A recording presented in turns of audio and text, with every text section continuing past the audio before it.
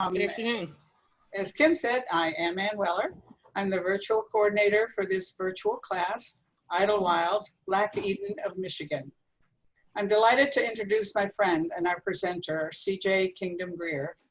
He's a graduate of Shaw University in North Carolina and holds an M.Ed. in Educational Leadership from Ohio University. He's a trustee of Calvin University, director of the Hope Community Choir, pastor of worship arts at Maple Avenue Ministries in Holland, president of the local Alliance for Cultural and Ethnic Harmony, and I'm sure he has many other hats that I don't even know about. CJ is an Idlewild legacy whose DNA goes back to the first Black settlers of this white homesteaded Black recreational and entertainment mecca. He grew up in the area and provided music ministry for 2 decades and taught at his nearby alma mater, Baldwin High School. Using a combination of his own collection of unique artifacts, his memories and present-day involvement in Idlewild, and his love for the area, CJ will tell us about this special small town up M37 north of Grand Rapids and its significance in Michigan and in U.S. history. Welcome, Chris. Thank you very much, Ann. Now, some of you are confused because you probably only know me as CJ. And so in the presentation later, I'll explain why Ann and Kim have been calling me Chris, but that comes a little more. Thank you for coming out. I am overwhelmed at the number of you who are interested in such a place that holds such a prominence in my own heart and my own mind and my own memory. And given the times that we live in, I think an important piece is to always retell, share the stories of places that are prominent and have been prominent, because it's those stories, I think, that can help us move towards a more welcoming and hospitable future. So hear this song, because you know I can't do a presentation without singing. Hear this song written by my sister, Giselle, called My Idlewild. In a small little town, a little northwest, I like to say it's one of the best. It's my Idlewild. Couldn't wait till spring, see what summer brings. New friends, summer games, or even a 3-month fling. I'm talking about my Idlewild. It was only yesteryear, 20,000 folks were here. They came far and they came near. Yes, it's my Idlewild. Maybe you passed on through, and maybe you met a friend or two. Maybe you saw the signs or stars come out in big bright lights.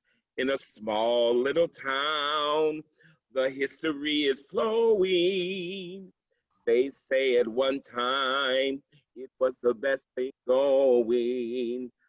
Never would imagine, never could have fathomed. It's my Idlewild. From east to west and coast to coast, this is the place I treasure the most.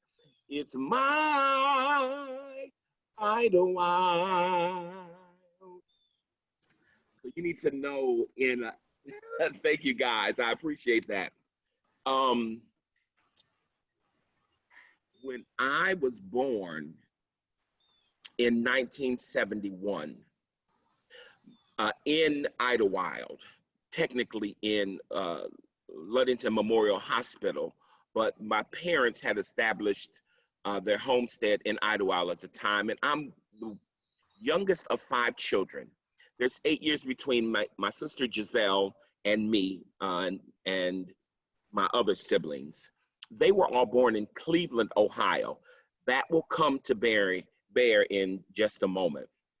But I'd like to talk about, I'd like to continue with this. My name is Christopher James Kingdom-Grier, AKA CJ, and I am a descendant of the New Negro Movement, sons of former slaves and former slave owners.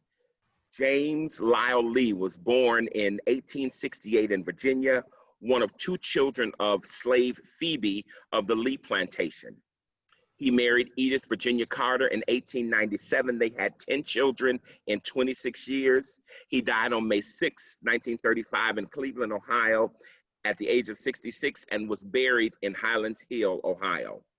Also descendants of this same Lee clan was Margaret E. Lee Riff, wife of Robert Howe Riff, philanthropist, financier, the first and most impactful realtor to the Cleveland area, and one of the first four people to start the Idlewild Improvement Association. So let me take you back to 1912. Erastus and Flora Branch, Adelbert, sorry about that, and Isabel Branch, they were from White Cloud.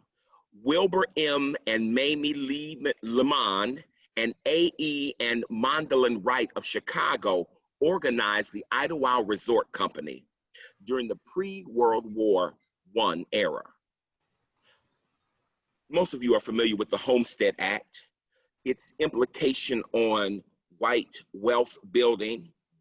And so I want to just say that it was Erastus Branch who built a cabin and homesteaded the land for 3 years and eventually obtained the title to 2,700 acres of pristine land in what would become the Manistee National Forest. He eventually obtained the title through his Branch Anderson and Terrell Real Estate Company. Tours from Chicago and Cleveland were conducted by the IRC to bring prominent and wealthy business owners to a Black Eden, a paradise of sorts. Among the first tours included Daniel Hale Williams. Do you know Daniel Hale Williams? Dr. Williams actually was the first surgeon in the United States to perform an open heart surgery. He also was the one to discover plasma. Yeah, Dr. Williams. You may not know him. It might not have been in there, but if you do, you know that he started Providence Hospital, the Black hospital in Chicago, which just recently closed. But you might not know that he was a prominent and one of the first champions of Idlewild. So it was Dan, and it was Leela and Herman Wilson. Now, you don't know the Wilsons, but the Wilsons are from Chicago, and they established arguably the impetus for Black ownership in Idlewild. I want to go back. I'm mentioning the other few. No, there were other prominent people in that first tour that the Branch brothers and the Lemons brought to Idlewild to say, hey, you can't go to the Catskills. You can't go to Atlantic City Boardwalk. You can't go to Las Vegas. But what you can do is you can come here to this resort and you can experience the pristine nature that allowed for horseback riding and golf. It allowed for biking and skiing and water sports and swimming. It provides, we're going to allow it and make it to provide entertainment that's second to none. You will go there. You don't have to come in the back door. You don't have to sit anywhere. It will be for you. I do want to go back to the Branch brothers because we actually do have their clans, the Ku Klux Klan, Knights of the Ku Klux Klan card that we discovered a few years ago. They were clans carrying members in White Cloud. Now, in that time and in this particular geographical area, so yeah, Blacks were a part of why we organized to make whiteness at the center. But it really was the Catholics that they were opposed to. right? So this is why their sensibilities could allow for them to plan and be intentional to create a, a recreational mecca for Blacks, right? And still juxtapose being card-carrying Klans members. I think it's brilliant. I think they have given a different thought to what does it look like to be racist, right? They said, well, money is green, so that's what they decided to do. The IRC, the Idlewild Resort Company, sold a large portion of that 2,700 acres directly to, which included Idlewild Lake. It used to be formerly known as Crooked Lake. It included the island that holds right now the one of the last tangible signs of previous Idlewild, the Phil Giles Flamingo Club. Phil Giles' wife is a good friend of mine, is his second wife, Betty Foote. I was just in her home on Tuesday. We were reminiscing and strategizing on what does a rebirth of Idlewild look like. She will be in one of the 2 books that I'm writing now, but more than that, she'll be on a podcast I'm starting on the revival of Idlewild, looking back, looking at the present, and looking at the potential future. So be on the lookout for that, and I'll make sure that HASP gets a special invitation to all of those when they come out. The Idlewild Resort Company, owned by the Branch and Lemons, sold those plots of land to Leela Wilson, Lewis B. Anderson, both of Chicago, to William Green and Robert Riff, both of Cleveland. They formed the Idlewild Improvement Association. And I say that because before the 2 things, right? The IRC, that's the white version, the Idlewild Resort Company, and the IIA, that's the Black company, corporation, and the latter one, they took it over as realtors and prominent businessmen and continue to expand, continue to sell plots of land to wealthy African Americans throughout the Midwest. So even now, there are remnants of what we call Idlewilders clubs, right? There's the Chicago Idlewilders and the Detroit Idlewilders. There's even the Mid-Michigan Idlewilders, right? Those would be Grand Rapids, et cetera. There's the Cleveland Idlewilders and the St. Louis Idlewilders, the Indianapolis Idlewilders. I mean, just conclaves of historical people who had affinity in a geographic location and owned property or vacationed regularly in Idlewild. The Detroit Idlewilders are probably the most active right now, and they have property, their clubhouse in Idlewild on Idlewild Lake. I was connecting with the president. She and I were laughing pre-COVID together a while back, talking about, so how are we going to share the love of our lives, not our spouses, but the love of our lives with the world, to share what we have and what they can enjoy. In addition to being a major player, Robert Riff was on the committee to bring electric lights and power to Idlewild, and in an effort to boom this rustic historic paradise towards a contemporary Black Mecca recreation and entertainment center. Idlewild Improvement Association sold lots to prominent people like W.E.B. Du Bois, Madam C.J. Walker, Lemuel Foster. He was the president of Fisk University. Charles Chestnut, a New York novelist. Charles' house is actually our current supervisor's house. When she purchased it from Charles' son, many people, hundreds of people literally asked to buy it.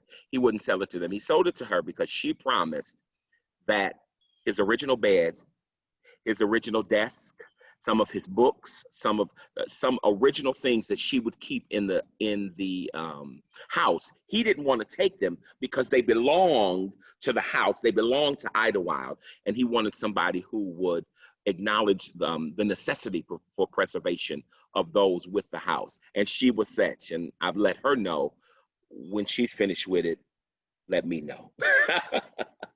I do want to talk about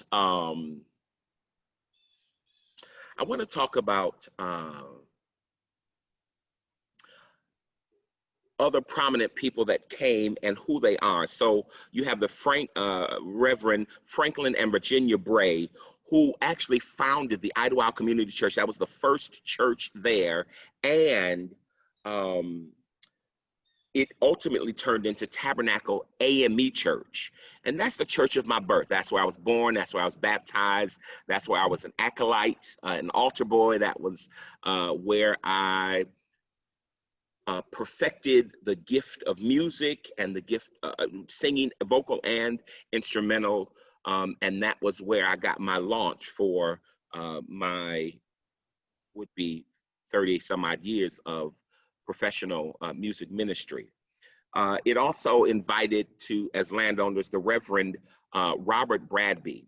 Now, Reverend Bradby was the pastor of Second Baptist Church of Detroit. What you need to know about Second Baptist is it was part of the Underground Railroad, one of the two churches in downtown Detroit. And the second thing is he was a major influence in the Great Migration from the South to the North. He and Henry Ford were best friends. They were good friends. They were associated. I don't know what you call it. I don't know what they called it. But let me tell you what happened. Henry said, I need your help. I need workers. You know people. You have connections down south. You call them here. We will give them jobs. We will make sure that they're placed and that they find housing, et cetera, et cetera. So arguably, he was the impetus, at least for the Great Migration north, towards the Detroit, Michigan area. And then even they would come up to Muskegon, et cetera, et cetera. I say that to say that there were a number of, and there are dozens of others who were prominent landowners in Idlewild, to tell you, at least given the time of the late 10s and 20s and 30s, what the consciousness was and what was going on there. I have a lot to say. I'm gonna stop right there before I get to, because I'm gonna go into Robert Riff a little bit more and then some other stuff. Are there any questions so far? I was interested in the Homestead Act being used for that. My assumption is not very many African Americans had access to that. John, your assumption is not only correct, but it is true and a fact that they were excluded from that, right? Which is one of the things that, as we're talking about equity, as we're talking about reciprocity, as we talk about restore and repair from systems that were intentionally set to shift wealth to one population and not the other, it's important that we recognize those facts. That's very, good, John. very sad. It is. I have a question. Yes, Russ. When did it switch from primarily vacation to permanent residence? Or has it, or what's the situation? So, Russ, let me say this. There are probably 817 people in Idlewild right now. Yates Township, which is the governing body. So it's governed by a township model, like maybe Holland Township, right? Okay. So it's governed by the township, but Idlewild is obviously beyond the township, but that's still in Yates Town. Idlewild is a small subsidy of Yates Township. And it's the main part around most of the lakes. What I didn't tell you, Lake County, where I grew up, born and raised, at that time when I was born and currently is the poorest county in Michigan. When I grew up, it was the fourth poorest county in the nation, right? The biggest employer was the school system.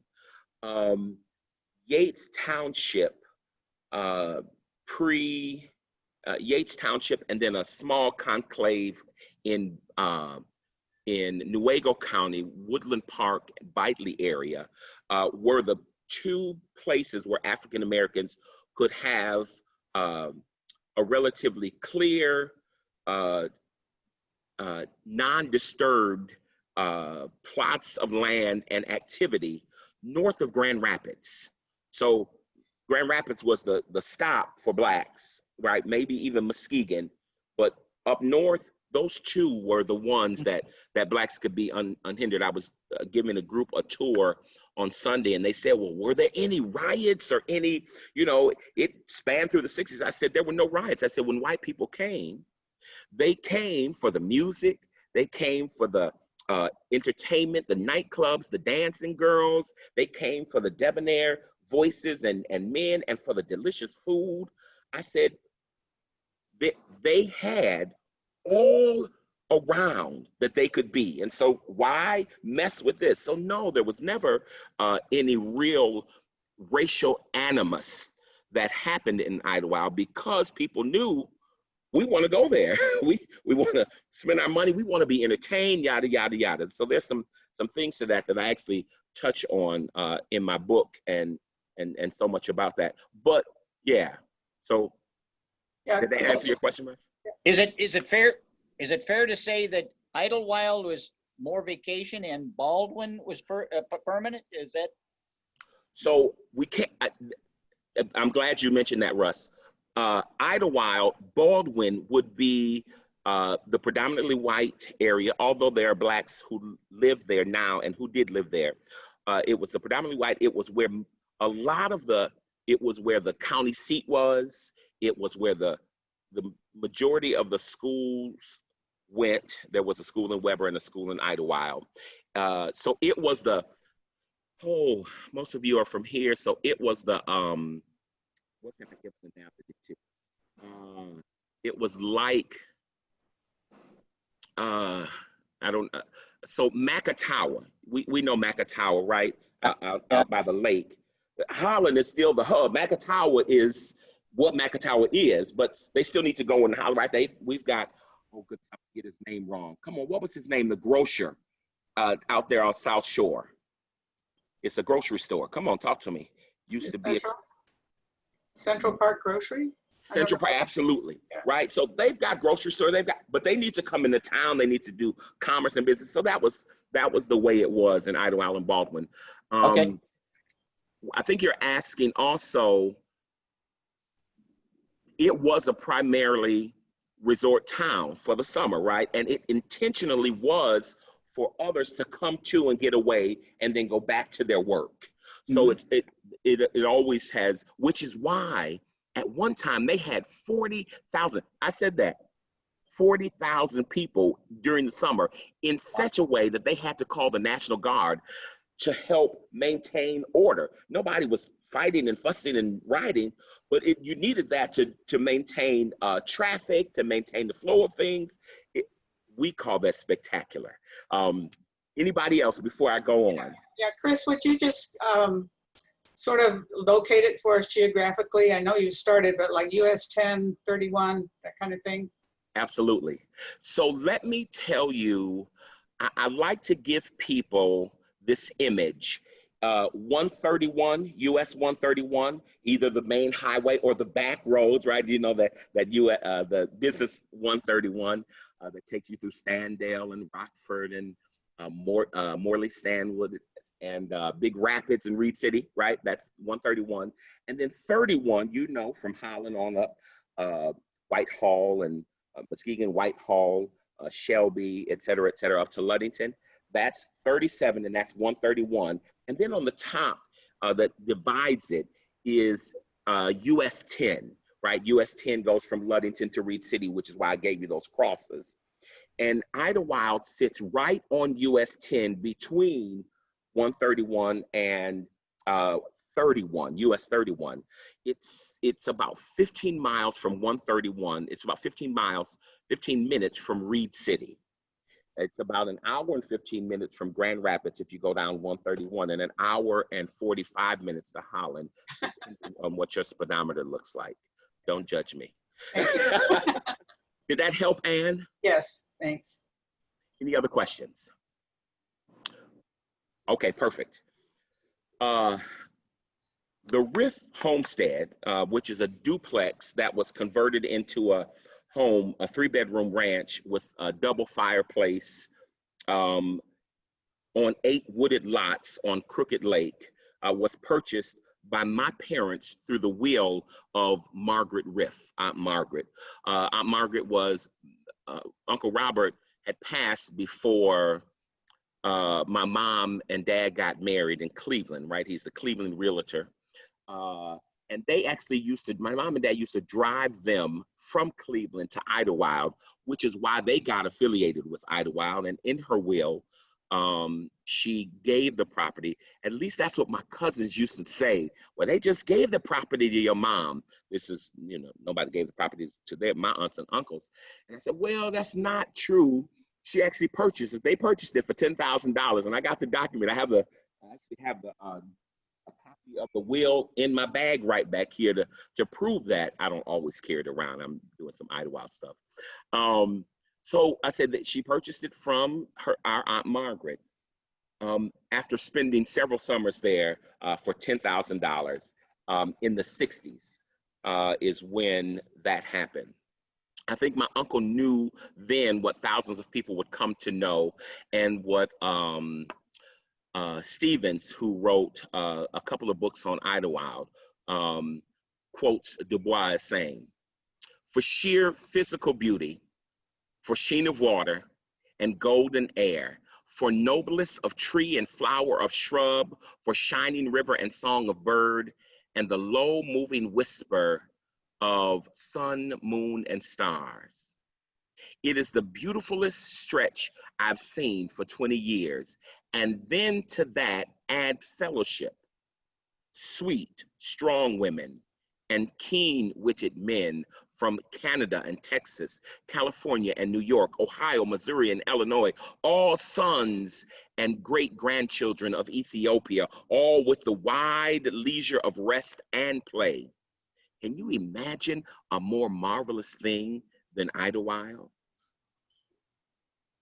Growing up Idlewild after its heyday offered me kind of the opportunity to see and hear original Idlewilders and their first generation frequenter stories.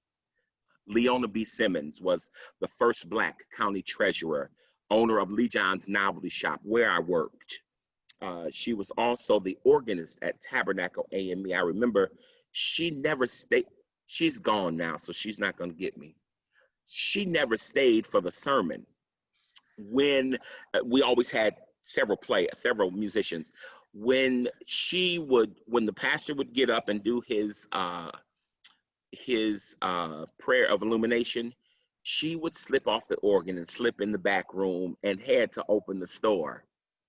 That was quite interesting, but it was a ritual in the liturgy of what was going on Sunday morning in Idlewild. Joe Lindsay.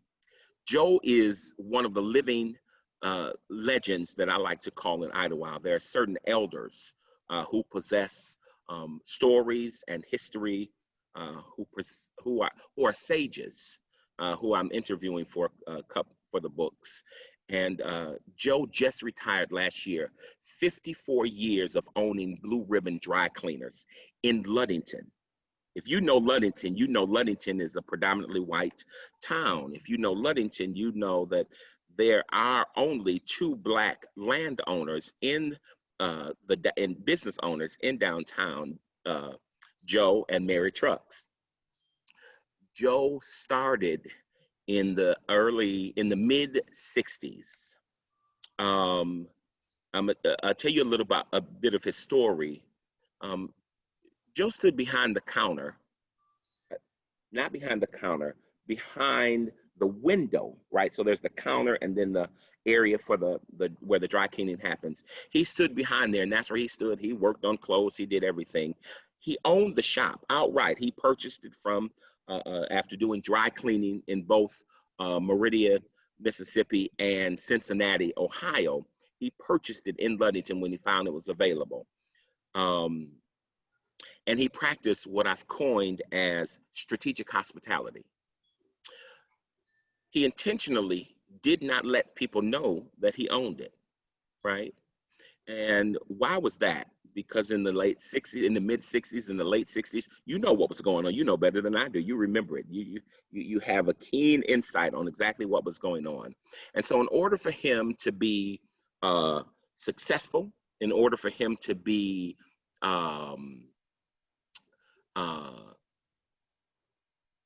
to not be pushed out, he had to show strategic hospitality. And so when people ask, I want to speak to the boss, his answer would be, I'm not the boss. I'm not the boss, but I'm the one in charge.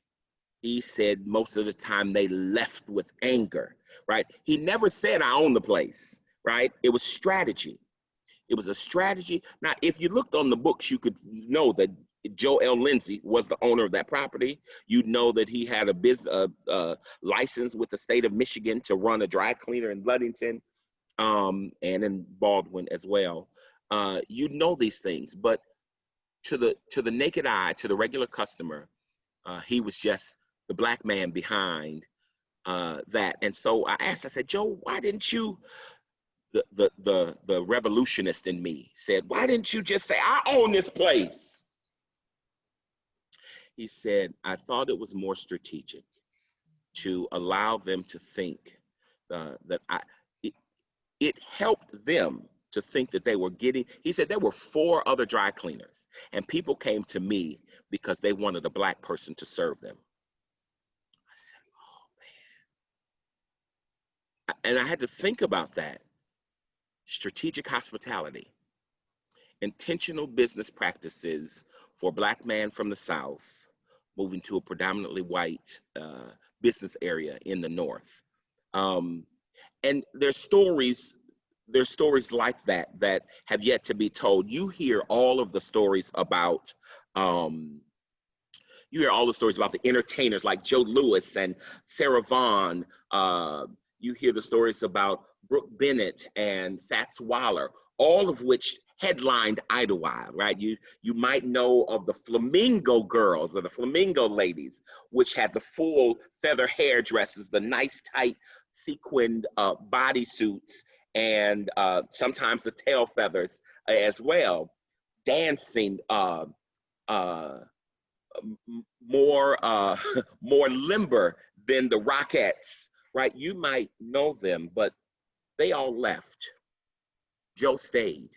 Joe invested in the community. Joe took the money from Ludington and Baldwin that he made, and he provided opportunities for mentoring young people, for teaching them who they were, for purchasing snowmobiles and teaching them how to snowmobile, for providing recreation and incentives for little black boys and girls who did not vacation there but called it home.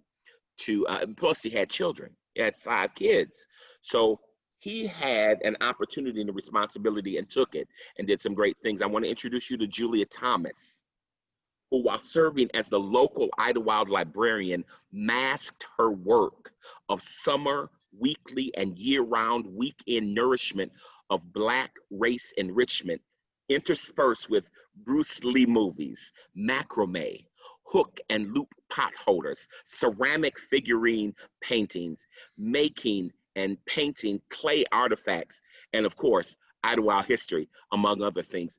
These are the people who stayed there, who were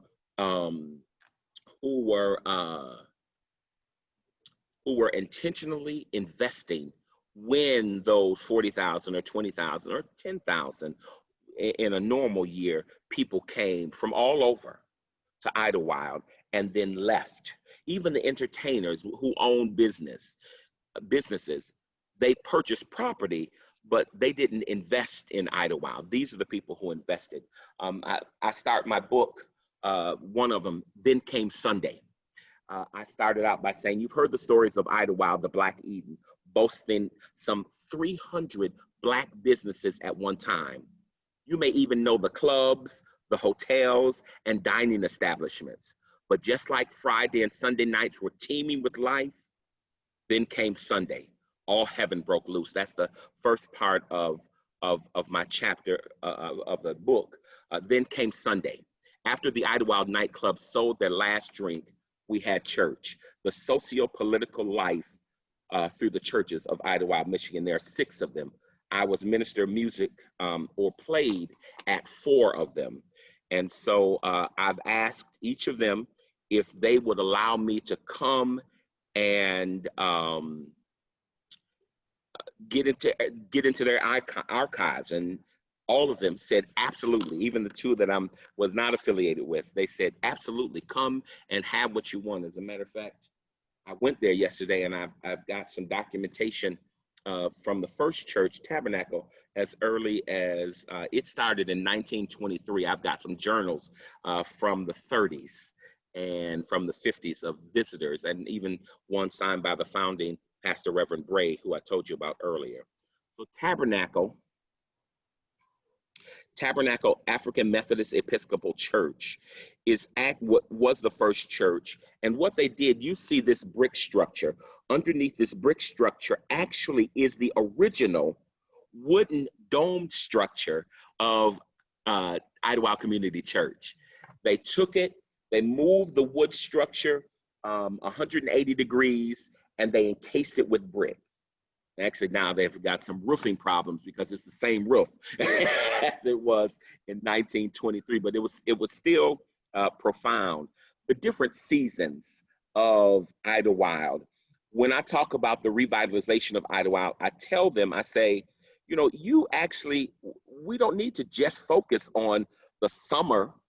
There are 4 full seasons that we encompass, and there's recreation, there's entertainment that can happen in all 4 seasons. People are excited to do that. So there are hotels like the McKnight's Paradise Palace. Let me tell you about this exact structure is still standing. It moved from McKnight's Paradise Motel to McKnight's Funeral Home, right? Yeah. You could spend your honeymoon there and your wake there. And it's still standing today. Next door to our property is the Pomeranian Motel. Now, the Pomeranian Motel, you need to know. So literally, when you walk out my door and you look to the left, this is 20 feet from me. And the owner currently, Deb Elliott, from a school teacher out of Detroit, AME minister in Detroit and at Tabernacle, she came to me and she said, Chris, I heard that this used to be a famous hotel. And I asked people and they say, no. Well, not only do I have the postcard to prove it, but I have my lived legacy. I knew Margaret Williams, one of the second proprietors. I knew Miss Williams very well. I knew Alma Cooper. Alma was from Detroit, from LA. And she spent a lot of time in Samoa. She was also a professional Black puppeteer. She taught me the art of marionettes and gave me some, and I don't know where that marionette is now because it would be worth a lot of money. There are places like Rosanna's Tavern. Rosanna's Tavern actually right now is the Red Rooster. If you Google it, you will see this is the local bar. And not arguably, it is one of the lone commerce pieces still standing in Idlewild. There was some historical stuff with the last owner of Lee John's Novelty Shop, right, the store, and she's no longer, she has the store, but she's not using the store. There was a lot of hotels like the Vogue Motel, which is closed for the season, but it actually is still a motel and still running. There's Morton's Motel. This is one I like to call King's Motel. At this time that this was taken, it was called Lewis, the R.I. Lewis Motel and Grill. Now, what you need to know about this site is right now, you will find it on the, in disarray and dilapidated, but you will find it on the state auction for sale. I'm glad that I have connections with the supervisor. We talk on a regular basis. Actually, she's getting ready to appoint me as the township historian, so that I can do some work on behalf of my beloved town. She's this property she took off. She said there's value for it not to be sold, and I said absolutely. One of the other things that I'm doing with her, this is again another older shot of one of the lakes. I think this is Little Idlewild Lake. It's the boat launch. Although the land around the lake is privately owned, they have up until now provided for public access. As a matter of fact, they created a historic, they created an ADA park launch and right on the other side of the lake from me. I've got more to say, but I want to open up for more questions now.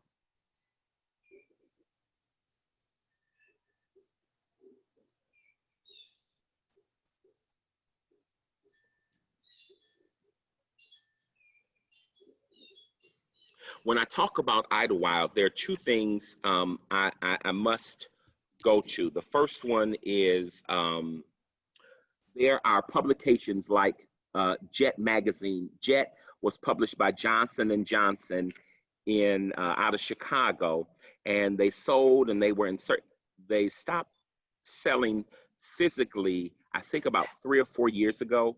It could be longer. But I intentionally collect them. I have over 400 of them in my collection.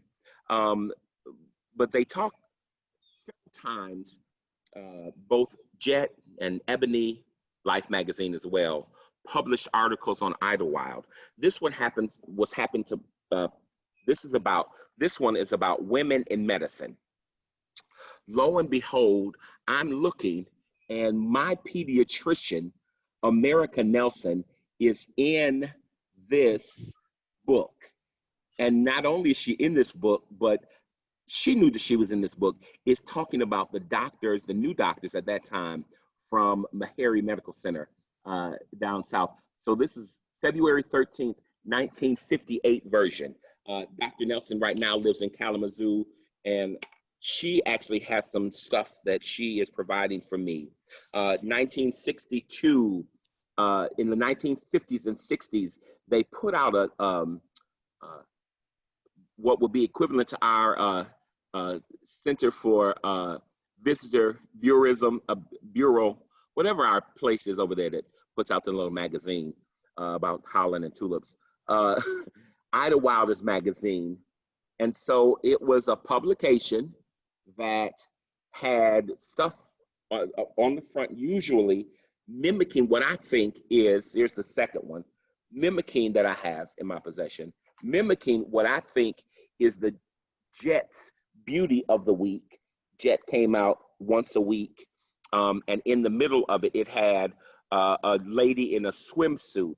Now, yeah, let's not, I know, we're moving away from that, and I don't want to discredit that, but that was what it was at the time. But inside of it was a wealth of information, advertisements of people that I've long known and seen, Bromley's Market, and telling about who cover, Bonsel's Drugstore. It also gave pictures and narrative of what was going on in Idlewild. Madam C.J. Walker actually died before she physically built. She did purchase property, but Mary Ellen Wilson actually purchased the property and finished what would be known as what we call the Madam C.J. Walker estate. Mary Ellen passed away, and it's in the hands of Deb Elliott and her partner, Freddie. I don't know why I can't think of Freddie's last name. I'm sorry, Deb Bellamy and Freddie. I can't think of their names. Anyway, they vacation both here and in Idlewild and in Las Vegas. And because of COVID, they haven't come from Las Vegas. She said they'll be here late August, Labor Day. So I'm waiting. These magazines remind us and give us a history and a permanency in a time where people don't always acknowledge the importance of history, and don't acknowledge the importance of preserving and being reminded, telling the story or retelling the story. This national treasure beckons vacationers, natural enthusiasts, summer cottagers, and American history buffs to comb through the jewels and gems cascading in a paradise still caught in time. Summer still yields a jazz and blues festival. There are a number of them. There is in the July 4th, there's an Idlewild Empowerment Weekend. They've actually moved it from the Idlewild proper and taken it to Ferris for places. They've taken it to Ferris for places that to accommodate, because it's grown so large. There's August, the first weekend in August, first Saturday in August, John Meeks, who we used to call Mr. Idlewild, passed away 3 years ago. John purchased the Casablanca, which is one of the famous hotels and restaurants that is still existing. He purchased Vogue Motel and Morton's Motel, and revitalized it. He purchased the building next to Lee John's Novelty Shop and across from Rosanna's Tavern, or the Red Rooster, and that's the African American Chamber of Commerce. That's what it used to be when there was burgeoning commerce in Idlewild. It still remains that, in hopes and in strategy, not just hopes, in strategy for it to come back. There are the musical My Idlewild, which my sister wrote, which included that song that I started at the beginning with. That has been done at least 6 times since 2012 in Idlewild in the Robert Riff Youth Center.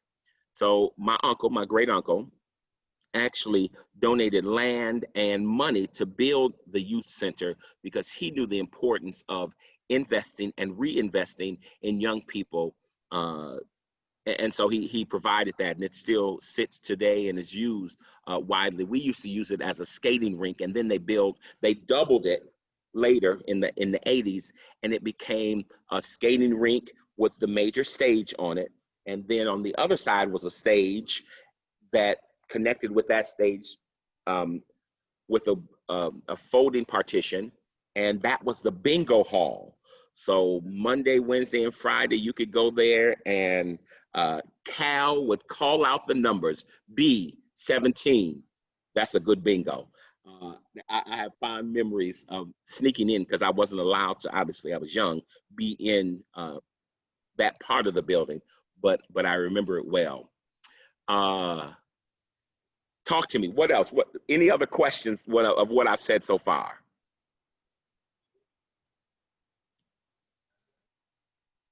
CJ, could I go there and hear music? The answer is yes. So there are several clubs that were there, and the one that so there are the lakes, right? I didn't tell you, there are 156 lakes and 46 streams in Lake County, which was, again, one of the intentions of the Branch and Lemon Brothers to say, this is going to be a hot spot. Let's do this, and let's make it happen. The Herman House, which is now the Lindsay House, right? It was Leela and Herman, and Leela and Herman Wilson. They had the house, the blue house with the cobblestone. Across from it was Wilson's grocery store, which is still standing, and that's where I'll tell you to go. But included in that Wilson store, across the street from her homestead, which is currently the Lindsay homestead, is a vacant land, a huge vacant land overlooking Paradise Lake. It used to be the Paradise Club, the Purple Palace, and then the Heartbreak Hotel also used to be over there. Wilson's grocery store now has been transformed into what we would call or what we do affectionately call the boom boom room. So it has globes hanging down from the ceiling. It has 2 different bars in it. It has tables. It has pictures from history and some contemporary stuff. And because they don't have a liquor license, when they open up at 10 o'clock, what you can do is you can bring your own bottle, and they will have setups. And so they have obviously pre-recorded music, but they also do on that property 4 o'clock on every other Sunday, what they call a gathering. So in COVID, it's socially distanced, but it's a huge plot of land. So people come and they bring their chairs and they bring their whatever, and they have a good time. They listen to music. Right now, it is just because of COVID, they don't have any live music. So it's all what some people would call canned music or pre-recorded music. But it's definitely a time of festivals in COVID. Pre-COVID, and I'm hoping post-COVID, they will offer not only live stuff there, but also on Williams Island and a couple other places that people have been, that have historically happened there. Usually during the 4th of July, there's a festival, including live music, a jazz festival. And like I said, Meeks Park, the first Sunday in August, is another historical. Both of them were canceled because of COVID, and rightfully so. So yes, you can hear music, canned and live, hopefully, post-COVID. Did Idlewild ever support a dime store? So the answer is yes. Thanks, Peg. Letman's 5 and dime store. As a matter of fact, I'm looking around because I always feel embarrassed when I say this. So I collect African-American memorabilia, racist memorabilia. I collect American history, I collect US history, I collect Michigan history, I collect Black history, I collect Idlewild history, right? And I use those in trainings and teachings, in exhibits. I take them into schools, K-12, I take them around the country. I take them into, I was hoping, when we talked about this, I was hoping to just fill this room with stuff, and I didn't. So we're gonna have to figure out how to do that post-COVID. I'm hoping, if I get invited back. Because there's something about touching and seeing it, but I actually have the original sign, which predates me, from Letman's store. I went to school with Letman's grandson, Kyle Green. Kyle's father, Mike Letman, was the last owner. They've since torn down the store. It was the last thing before you got to the island. Right next to it happens to be my sister's home, sister and brother-in-law's home, Giselle, the youngest, right? So it is the last thing before the island, before you get on the island. But Letman's used to have a 5 and dime store. It used to be a bait shop. You could rent canoes and rowboats. You could rent fishing equipment. In my time, right? So this is post-club time. The clubs died down around the late 60s. Arthur Bragg was the last, so that's the Fiesta Room in Paradise. Arthur Bragg's was the last promoter. And when his health declined, I want to say in 65, when his health declined, see, he would bring all of these entertainers. He would bring them to Idlewild to showcase at what was the last Flamingo Club. There was actually this, yeah, there was actually this, I don't want to say competition, but I do want to say there was a difference between the clubs on Paradise Lake and the clubs on Idlewild Lake, right? And so I showed this book on Tuesday to Betty. I had not shown it to her, I don't know why. I hadn't shown it to her, and her eyes lit up almost with tears. And she said, Art, I mean, she was intimately involved with Arthur Bragg's, and it took her back to a place. She was actually one of the Flamingo. She worked in the Flamingo bar, right? It was her husband's bar.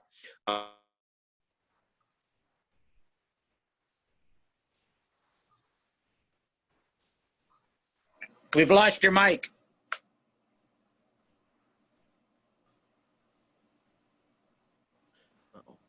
Can you hear me now? Yes, yes. Okay. Maybe the next time I do this, I'll invite and have a conversation with Betty. Her name is Betty Foote, and give her, let you get a little bit of who she is and what she brings. But when Idlewild died down, we tried to figure out what is it that we could do. Arthur's medical condition and segregation or desegregation really coincided.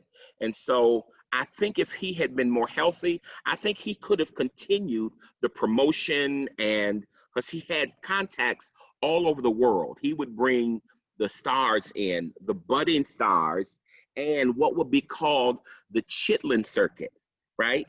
This was the circuit that played Idlewild in Chicago and Grand Rapids and Detroit, right? It was a little circuit that, and Idlewild was one of the main places on the Chitlin circuit, which is how we got a lot of our entertainers. And a lot of people got some of their start in Idlewild, or some of their fame was promoted while they toured in Idlewild. Hey, Chris, Ken. what would you say what were the years that Idlewild was just at the height of its prominence? Mm-hmm. So I'd really say between 1923 and 1960, right? In the 60s, you would remember maybe the unrest, the us moving hopefully out of Jim Crow into a kind of different consciousness, saying, yeah, that's probably not right, and we probably shouldn't do that, and we probably shouldn't turn a deaf ear or a blind eye to that. So yeah, let's not do that. And Emmett Till, Rosa Parks, King, they all helped us shift into a different consciousness as a nation. And so that would be when I would say people were like, I can go anywhere. You could go anywhere. And so you didn't need to go to the all black, whatever it was. Thank you. Yes. Hey, CJ, this is Ken Freestone. I was just wondering, is there a place, are you going to share with us a place where the best archives are, and where you'll be sharing some of your information? I just looked and I see the IAACC, the Idlewild African American Chamber of Commerce, and other sites. Just wondering other sites to keep an eye on to keep up with what you're doing. So Ken, because the answer is yes and no. I actually have somebody working on a website for me that I'm trying to negotiate with the governance, with the township governance, to see, because so I'm hoping to be put the last person that's available on the planning commission in Yates Township. So I own my homestead with my siblings and my mother. So my name is on that deed, and Denise and I own some other property in Idlewild proper, Yates Township. And so I actually moved my vote to Idlewild, or the Yates Township, recently. So I voted this last election there. Denise stayed voting here for the purposes of development and connectivity. And so I'm waiting on Colleen, who's the current supervisor, to do two things. One, appoint me to the planning commission, and two, figure out how to give me an official title. That's one of the reasons why I've actually held off on posting stuff, because I don't want it to be about me. Right. But it's their history. I was telling Cassandra yesterday, as I was in the church getting some of these documents, handwritten notes about Tabernacle, I said, I am copying them, I'm scanning them, not for my own use, but I eventually, when my book comes out, and maybe even before, I don't even know if you can see that, maybe even before this has Reverend Bray's handwriting. Reverend Bray is the founding pastor, sorry about that, founding pastor of Tabernacle AME Church, right? His handwriting, he and his wife's handwriting, his wife's underneath it. I'm waiting because I want to publish these documents and make them available. I have over 250 obituaries, which will be in my book. My book, Then Came Sunday, right? Because it talks about the socio-political stuff that happens. It talks about who did the funerals, who was at the funeral, right? What did that look like? That's a component of it. That's information that's historical information, that's genealogical information, that is, and so I want to share that with the people, their relatives, so that when they're doing 23andMe and whatever my ancestry.com, that they can have access to that information. And I want to make prominent a place that I love so well. So all of these little booklets, you'll be able to purchase them at the, let's see, can I say this? If there ever becomes a welcome center in Idlewild, you'll be able to, I gotta be sensitive. Kim, don't put this up yet. Let's talk about when to put this, no. If there ever becomes a welcome center in Idlewild, I'm gonna get in trouble for this one, I'm sure. I'm in negotiation on bringing the welcome center to Idlewild. So people will have access to purchase digitally copied physical copies of these books that I have. I want them to take them home. I want them to say, I have a piece of Idlewild. Historical postcards, reproduction, and new postcards. I want people to have this in their hands, and I want them to be able to ascertain it through the web. So yes, that's the only thing I'm waiting on, Ken, if I could be transparent. Excellent. I have a question. Yes.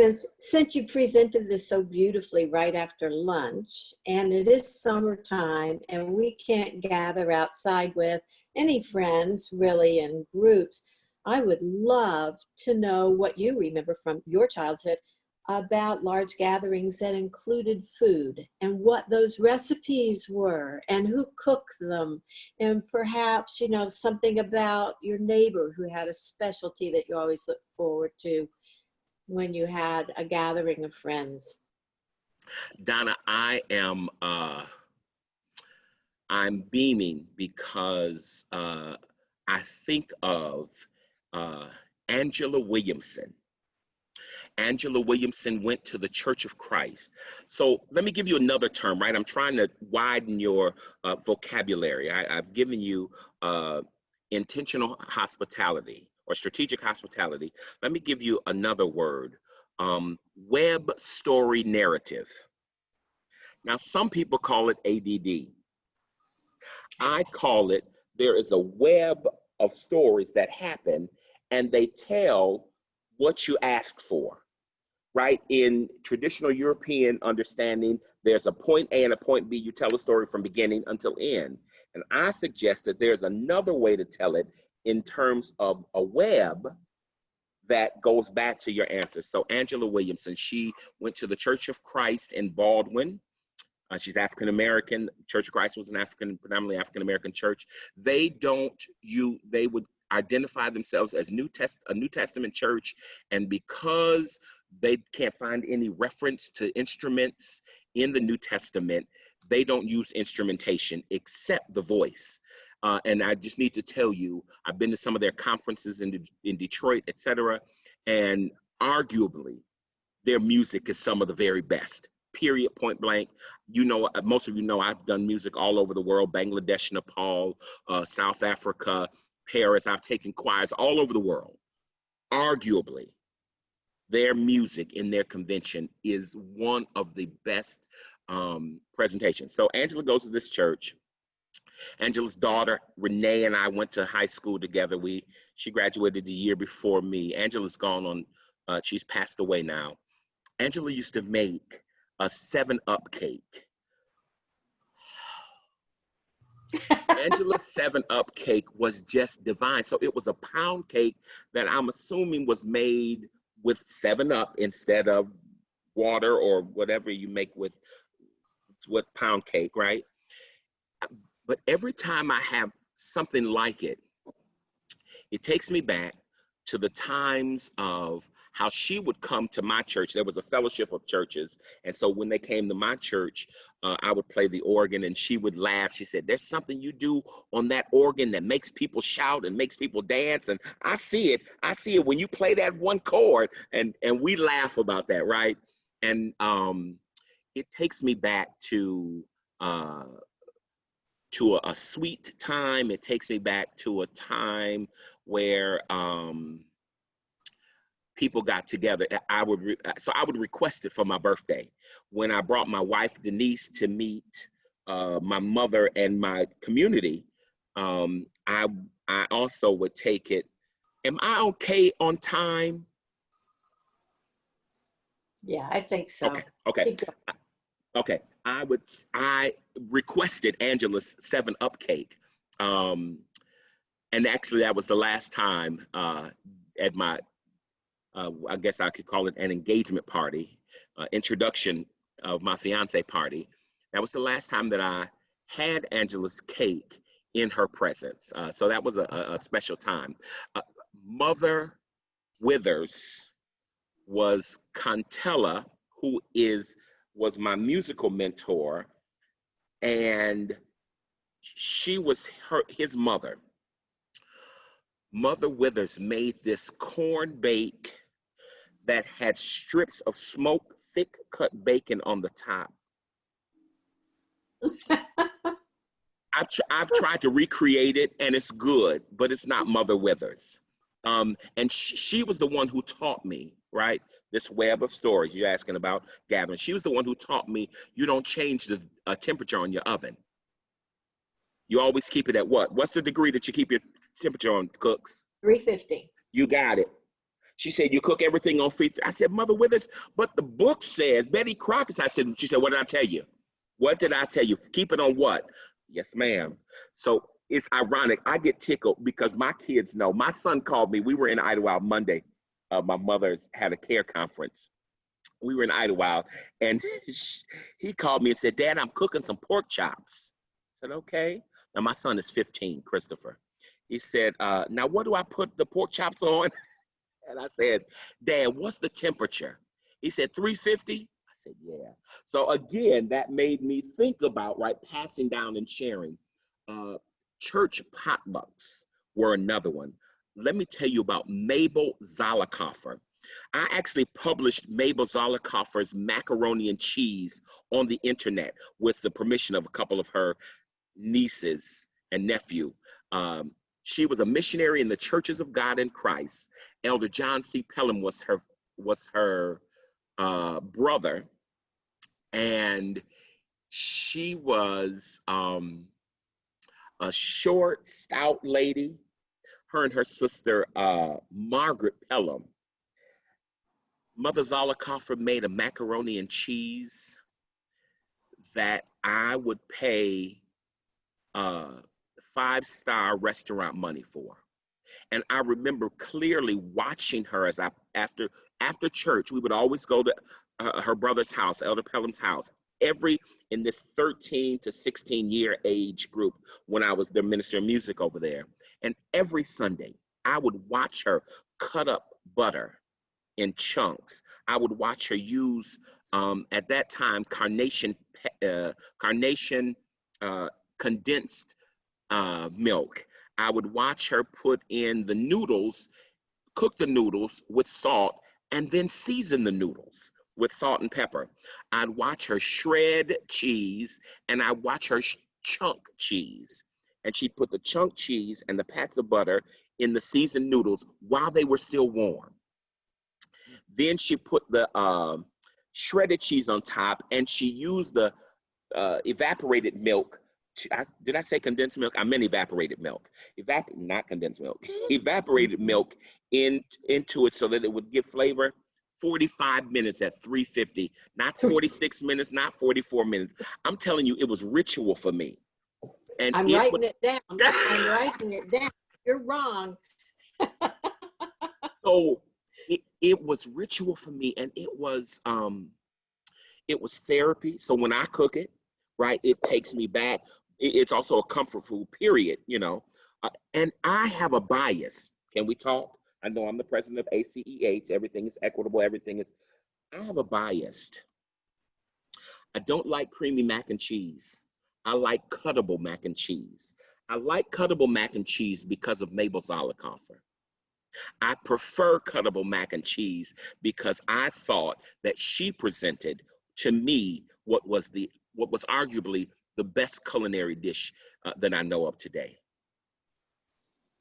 There you go, Donna. Okay. Can I add to your web? Can I add Yes. to your web?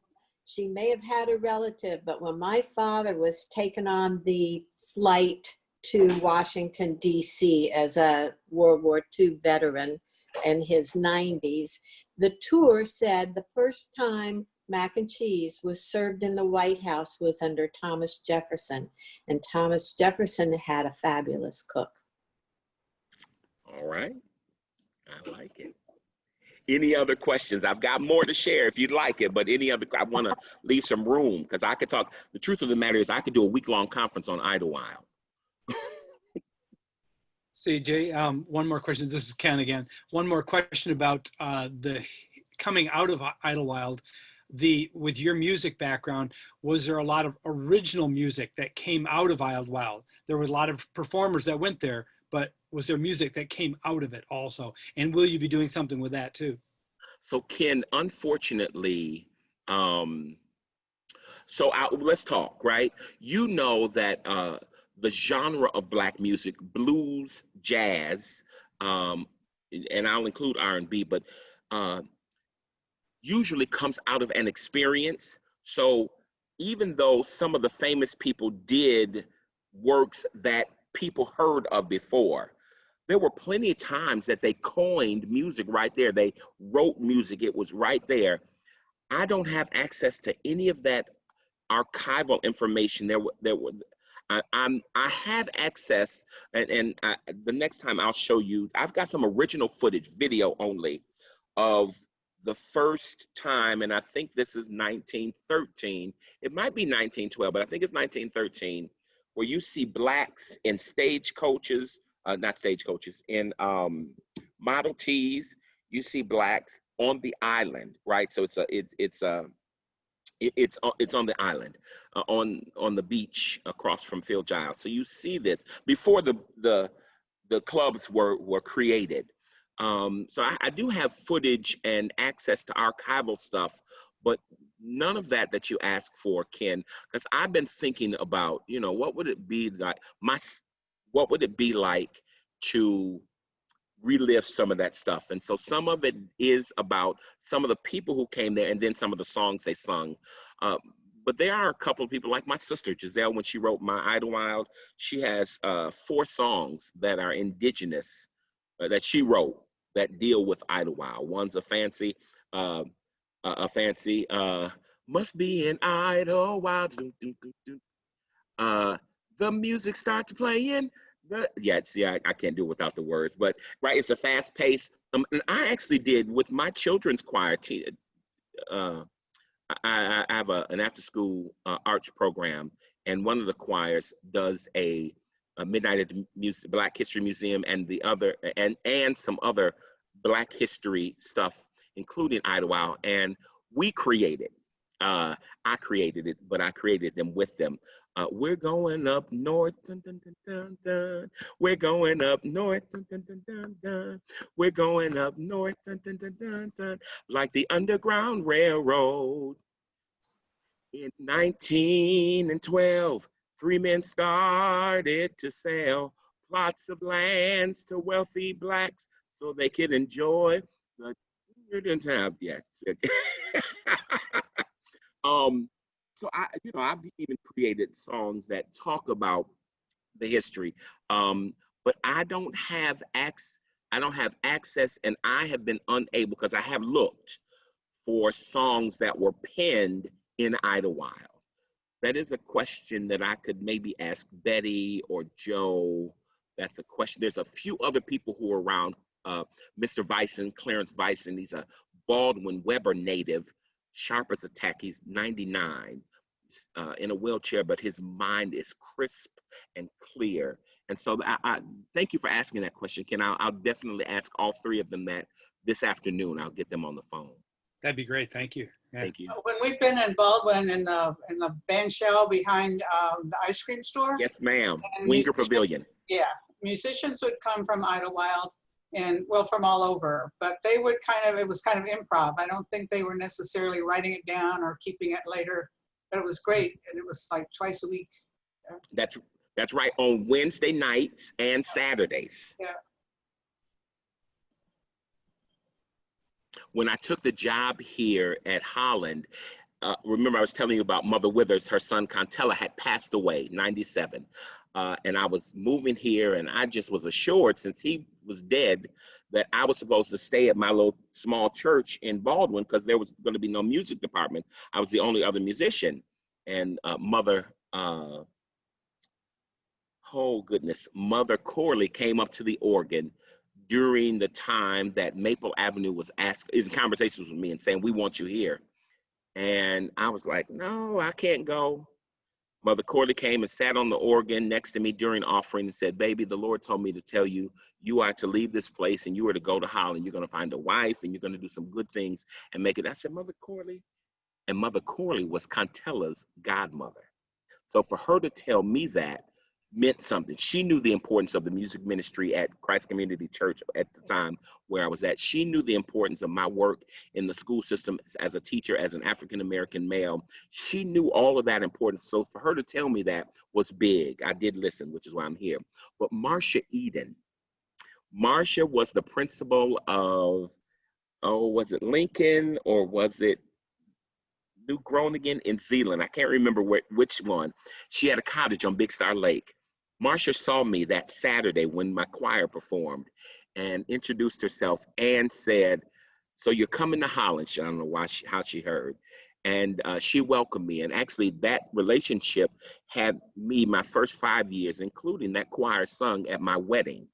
Had the first 5 years, I did work with Marcia and Faith Reformed Church in Zeeland's choir, who did a gospel cantata every year. So, yes.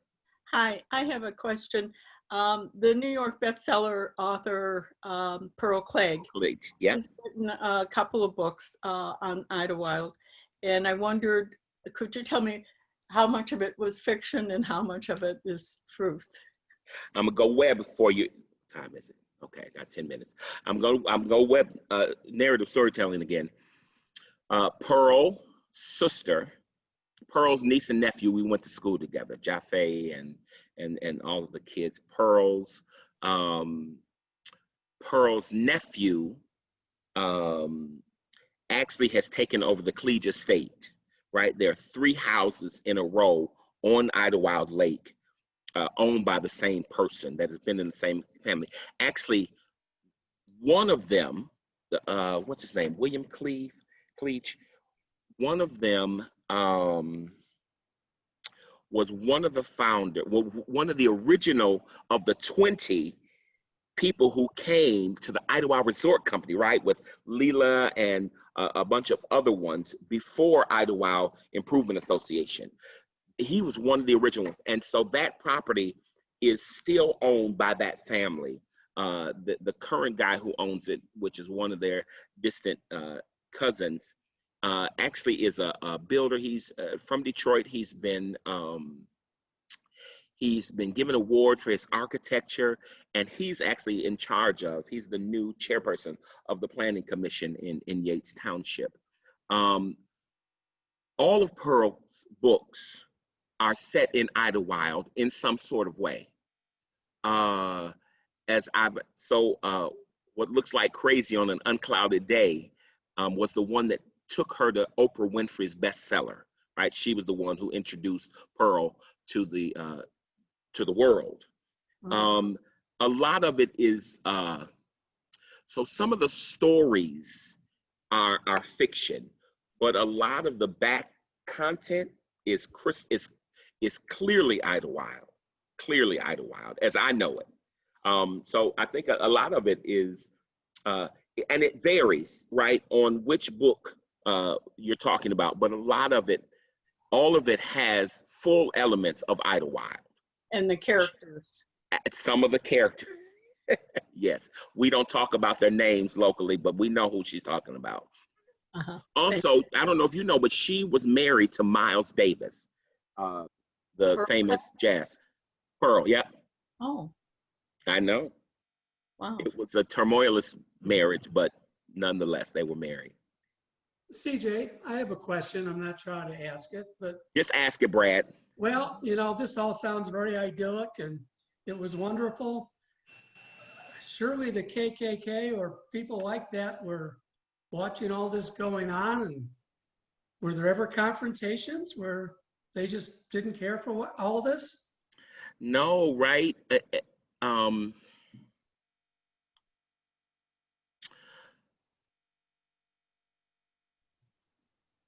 People love Black culture. They don't love Black people. People love Black culture, even if they don't love Black people, right? People like being tanned. And even there's this current, maybe 10-year, maybe even more, thing of enlarging your lips with collagen and putting false resin.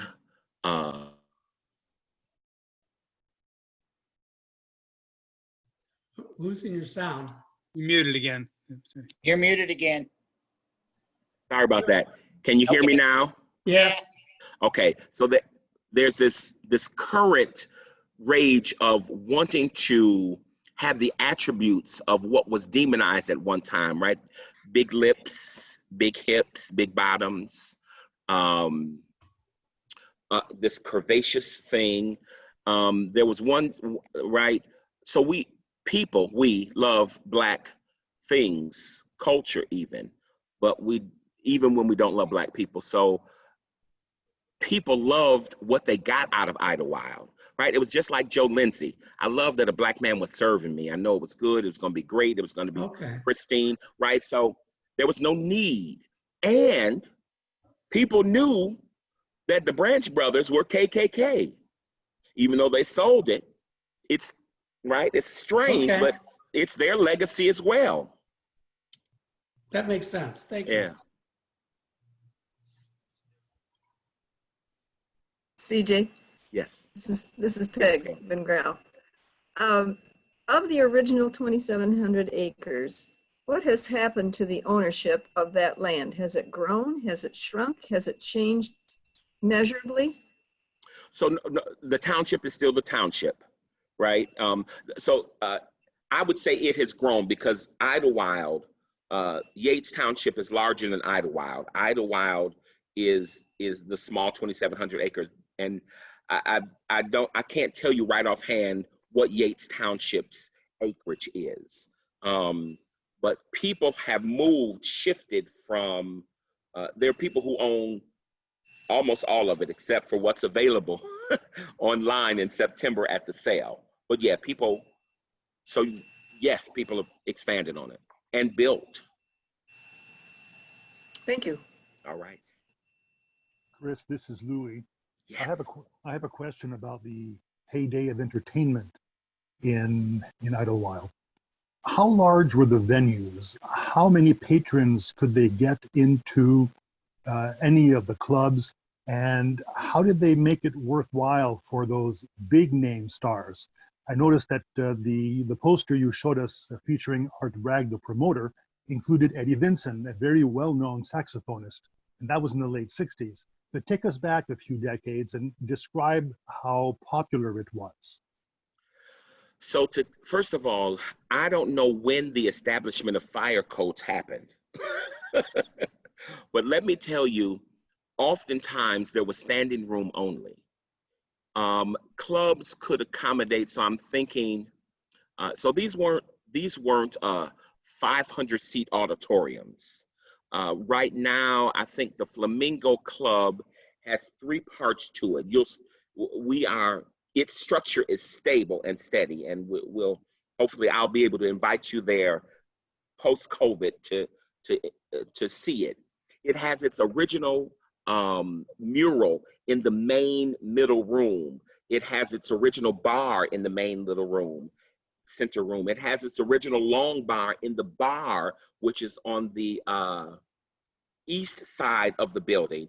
And then its ballroom, which is the largest piece, which probably they had tables and chairs, which probably could hold 100 people, maybe more, pushed closer together, maybe 100 to 200 people, as I'm estimating it now, because I was born in 71, and even though there were the buildings there, they weren't being used in that particular way. As far as I can tell, about 100 to 200 people could fit in tight in chairs around tables, which plus the little stage areas that they had. So those were 3 rooms in this one building. When I think about the Paradise, and there were also, you saw a lot of these look like homes, right? That were homes that had been gutted out, or not gutted out, that had been created to be dining places where an ensemble could perform while people were eating, right? So we had a number of different things. We had the actual clubs. I got 1 minute. The actual clubs, and then we have the actual homes or restaurants, which also had it. So anywhere between 25 people and I would say 200 people could get in any of the clubs. And if you did all 3 of the ones that had doors to them, I would say the Flamingo, which is still there on the island, could house around 300 people maximum capacity. You all have been so helpful. Thank you very much. I think there's an outro, and Kim, somebody? Yeah. Thank you very much, C-Day. Appreciate your talk today and giving us incentive to learn more about Idlewild. and look for your books and your website and podcast and all of that. So thank you, everyone. I think we need an Idlewild 102. We could go to the Jim Crow Museum and then come over to Idlewild. Absolutely, we could have dinner in Idlewild, socially distanced out on the macaroni island. and cheese. and 7-Up cake. Okay. Oh, you bet. That sounds good. Thank you, CJ. Thank you, guys. Thank you, CJ. Thank you so much. Very enjoyable. Thank you.